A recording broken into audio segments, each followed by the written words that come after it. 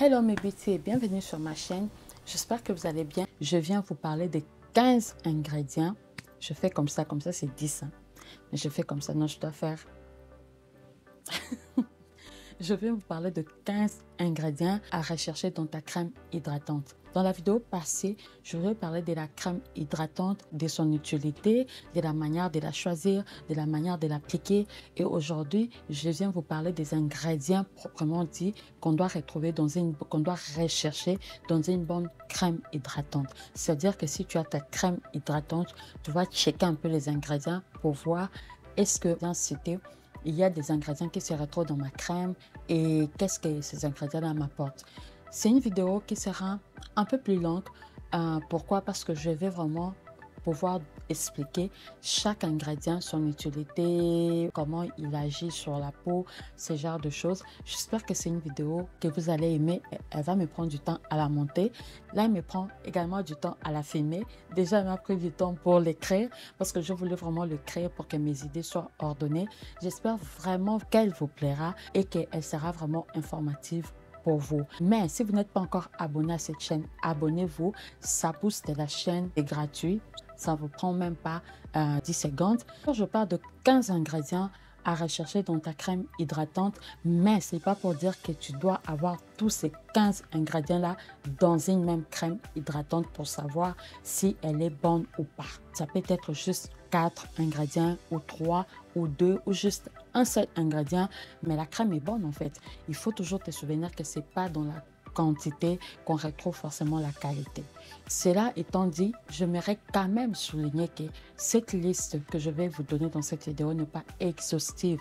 Il y a plein d'autres ingrédients que je ne vais peut-être pas citer parmi ces ingrédients-là, mais qui sont aussi très bien pour la peau. J'ai essayé de toucher tous les types de peau.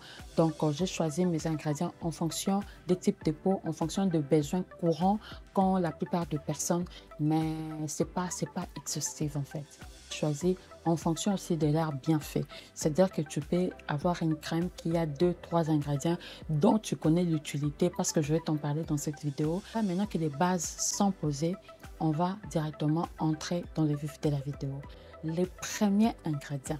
Je ne pouvais pas commencer cette liste sans ne pas citer cet ingrédient-là. C'est l'huile végétale. Je suis fan, juste fan des huiles végétales.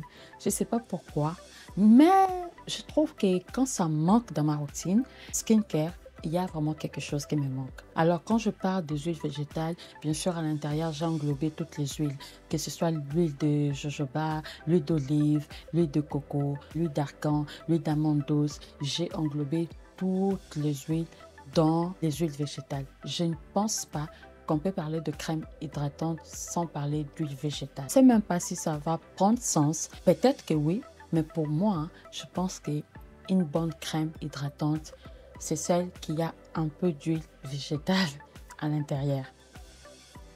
Et ça, c'est moi. Et en deuxième position, nous allons parler de la glycérine ou le glycérol. C'est presque la même chose à peut-être 5% de différence, mais c'est la même famille.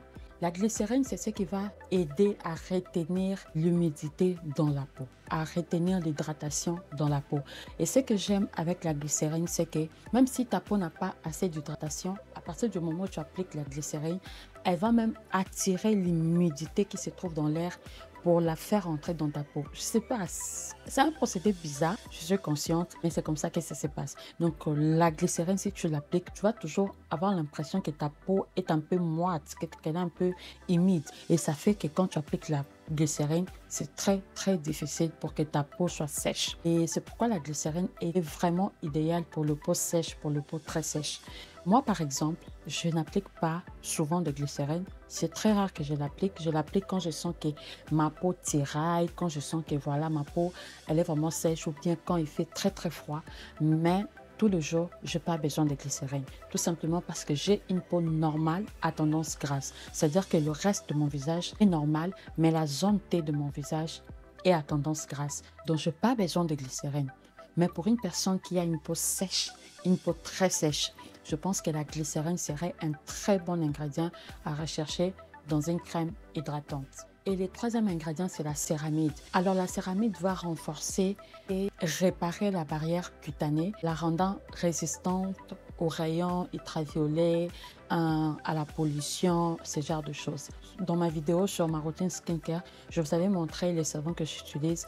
Il est aussi à base de céramide, un bon ingrédient à avoir dans sa crème, surtout si on est souvent dehors ou on travaille peut-être sur la route ou bien dans un chantier ou bien à un endroit où on est exposé à beaucoup de poussière, de pollution. Je pense que ce serait un bon ingrédient à incorporer dans sa routine. Pourquoi? Parce qu'elle va venir protéger la peau, vraiment à renforcer la barrière même de la peau pour que les agressions extérieures ne puissent pas pénétrer sur la peau. Également aussi, c'est un très bon hydratant, la céramide. C'est un très bon hydratant pour la peau. Et le quatrième ingrédient, c'est l'acide hyaluronique. Je ne sais pas s'il a présenté parce qu'en ce moment, il est parmi les stars de la cosmétique, l'acide hyaluronique. Mais je vais un peu en parler. L'acide hyaluronique aide à lisser les rides, également à réduire l'hydratation et à hydrater la peau. Mais quand je dis lisser les rides, c'est vraiment lisser les rides. C'est un très bon ingrédient anti-âge, c'est-à-dire qu'il diminue vraiment les rides d'une manière très visible, l'acide hyaluronique. Je pense qu'il y a même des injections acide hyaluronique, mais ça c'est un autre sujet. Mais vraiment pour vous dire combien il est efficace pour la peau. En ce moment, je l'ai aussi incorporé dans ma routine, mais pas de manière quotidienne. C'est-à-dire que vraiment rarement, je l'utilise parce que voilà, je ne ressens pas les besoins. Mais si vous avez des problèmes de peau terne, de peau fatiguée, également aussi pour le peau mature, je pense que l'acide hyaluronique, c'est vraiment un ingrédient à considérer dans sa routine skincare, dans sa crème hydratante. Et le cinquième ingrédient de cette liste, c'est la vitamine E. Je ne sais pas si j'aurais pu faire cette vidéo sans parler de la vitamine E. Parce que la vitamine E, elle est antioxydante. C'est-à-dire qu'elle va ralentir le vieillissement de la peau. Elle va rajeunir la peau.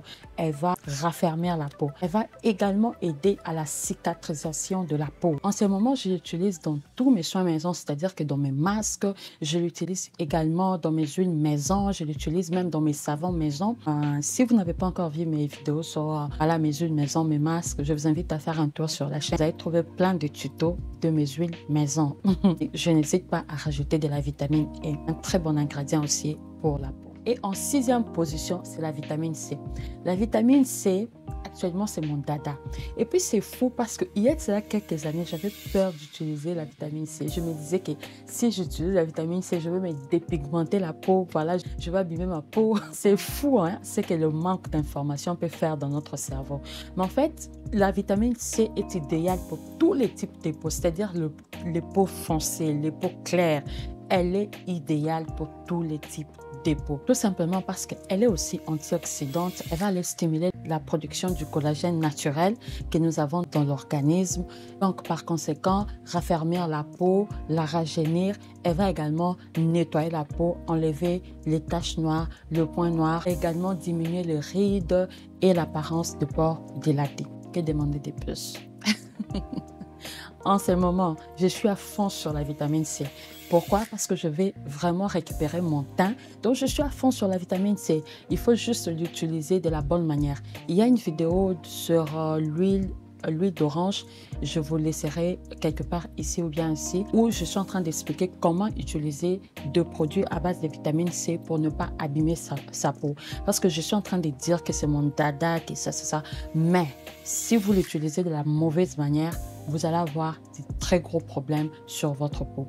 Il y a cette vidéo-là où je suis en train d'expliquer tout ça.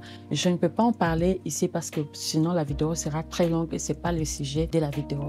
On va simplement passer au septième ingrédient qui est l'acide glycolique. Alors l'acide glycolique, c'est l'acide qui est tiré de la canne à sucre. Lui, il réduit les pores. Il améliore la texture de la peau pour la rendre plus douce. Il élimine également le teint et il est également anti-âge. C'est parmi les acides de fruits, mais j'ai choisi de parler de celui-ci en particulier parce que voilà, il élimine le teint. Donc, je suis en train de toucher toutes les peaux et tous les types de teint aussi parmi les ingrédients que je cite. Et en huitième position, nous avons le panthénol. Le panthénol, c'est une forme de vitamine B5 qui aide à hydrater la peau. Elle a également de vertus apaisantes et régénérantes.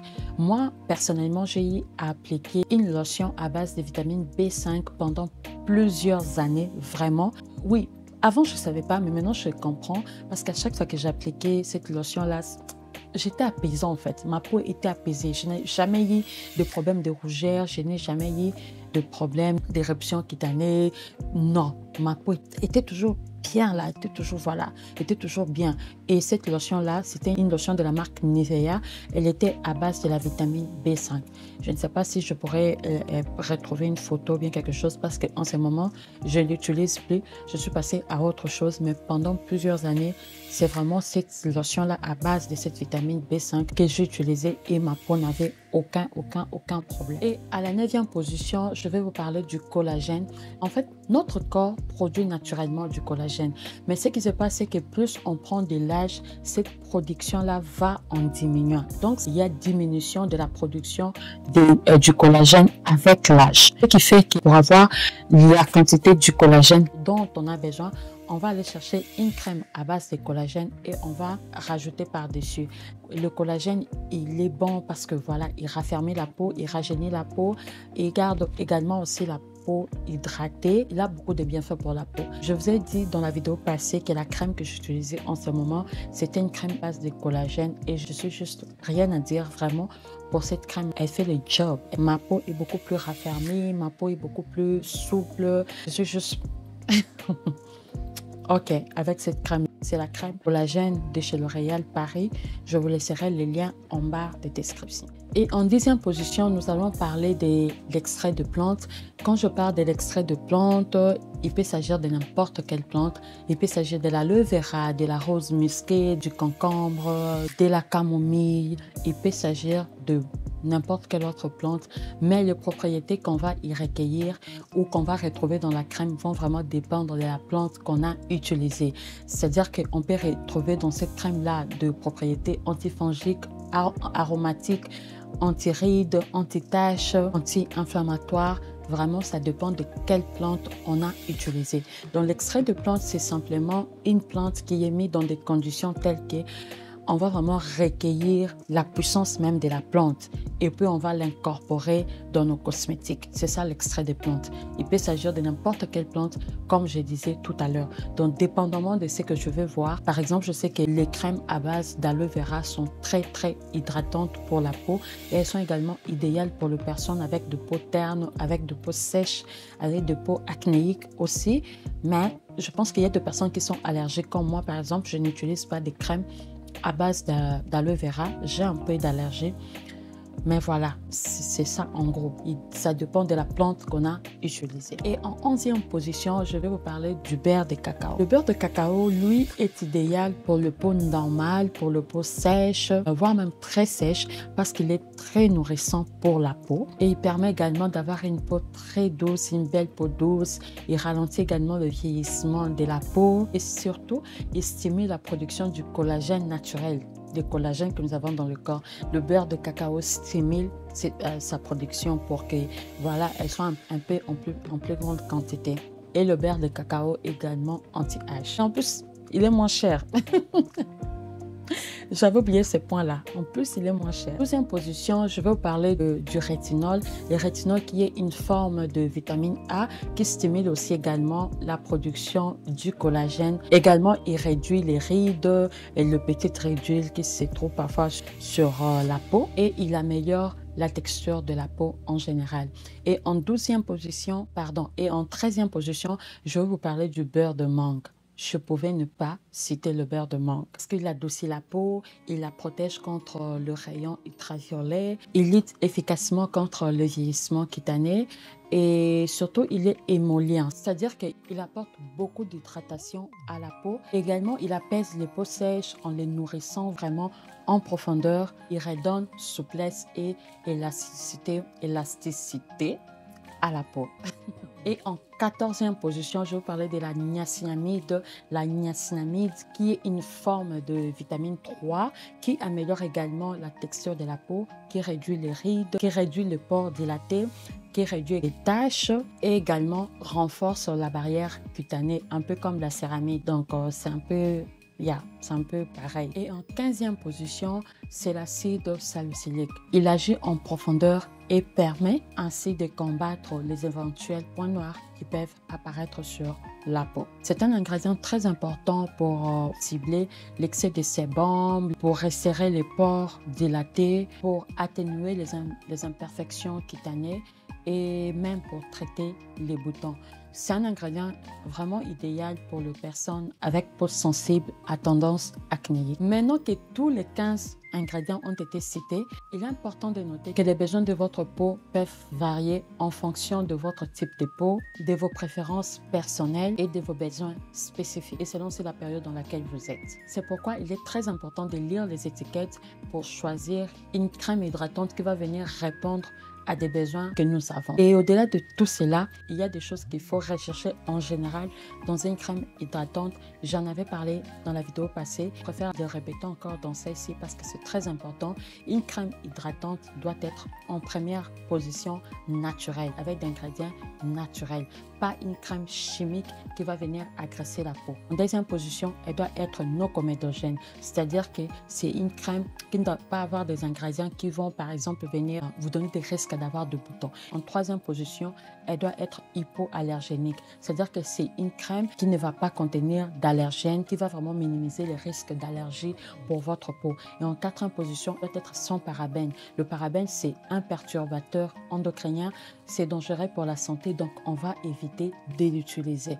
Voilà les 4 points clés qu'on doit retrouver dans toutes les crèmes, peu importe les ingrédients qui sont utilisés, mais tu dois d'abord rechercher ces 4 points clés et c'est ça qui est très important pour toi, qu'elle soit naturelle, qu'elle soit non comédogène, qu'elle soit hypoallergénique et aussi qu'elle soit sans parabènes. Bref, pour dire qu'elle soit une crème qui soit safe pour ta peau et pour ta santé en général. Voilà, nous sommes arrivés à la fin de cette vidéo. J'espère vraiment qu'elle a été informative. J'espère qu'elle vous a plu. Si vous n'êtes pas encore abonné à la chaîne, je vais vous inviter à vous abonner juste dans le petit bouton s'abonner qui s'affiche ici en bas. C'est gratuit, ça ne prend même pas 10 secondes, mais ça permet de soutenir la chaîne, ça permet de me booster. Laissez-moi un petit j'aime si vous avez appris quelque chose de nouveau.